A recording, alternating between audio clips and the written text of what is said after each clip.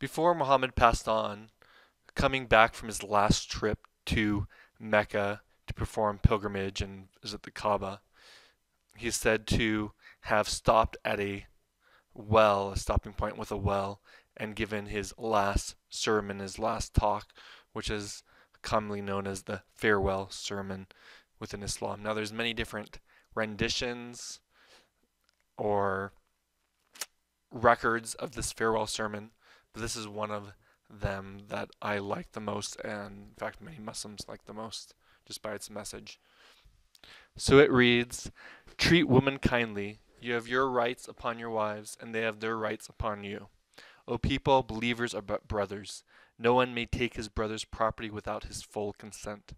O people, your Lord is one, and your Father is one. All of you are from Adam, and Adam was from the ground. The noblest of you in Allah's sight is the most pious. Arab has no merit over non-Arab other than taqwa." So it has a number of ideals we can grab from Islam, both the central quality of women and men, and a kind of hope for egalitarian relationships within marriage and family life. That believers are brothers instead of a tribal concept of loyalty to one's own immediate clan and tribe. Islam redefines things so that all of humanity is part of a single tribe, the tribe of descent from the father Adam, from which all have their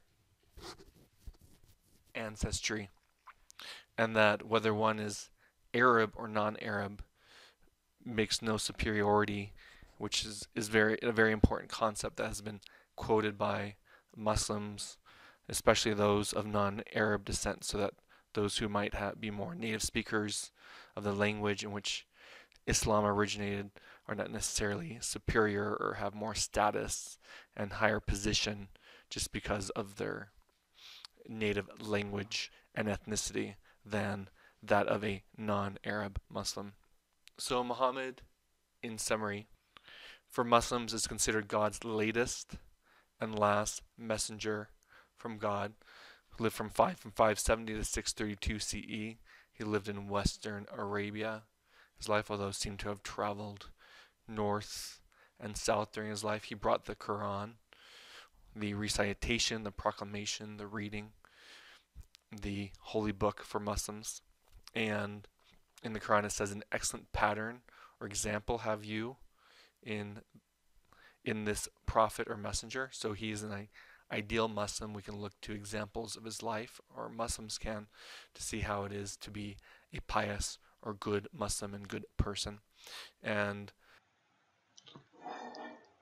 so Muhammad as a messenger and prophet of God is not seen as an incarnation or God in the flesh, as many Christians might regard Jesus the Christ. Rather, he's seen as a human being first and foremost, although a great human being, a pure human being, who became the recipient, was chosen to be the recipient of the final revelation of God to humanity.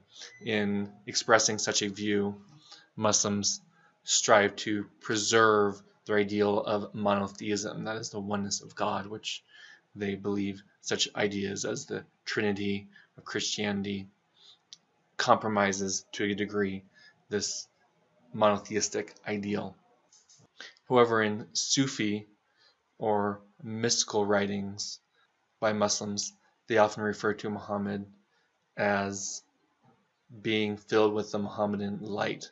That is, he was animated, and his essential identity was the light of God.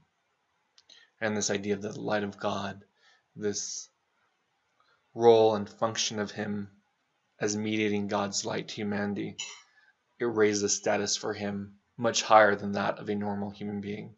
In the Quran, it also has him saying that he is the seal of the prophets, Khatam an-Nabiyyin, which has been interpreted by Muslims most prominently, the longest, as that he is the last messenger to be sent from God.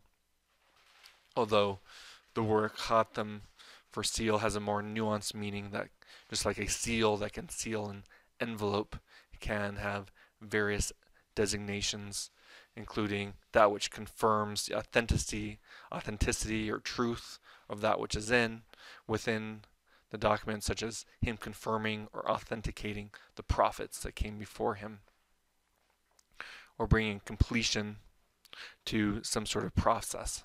Prominent followers of Muhammad to know about is first and foremost his wife Khadijah, who we've already referred to as the first believer in Islam and his supporter, and his only wife from his first period of his prophethood, all during the entire time of his mission in Mecca.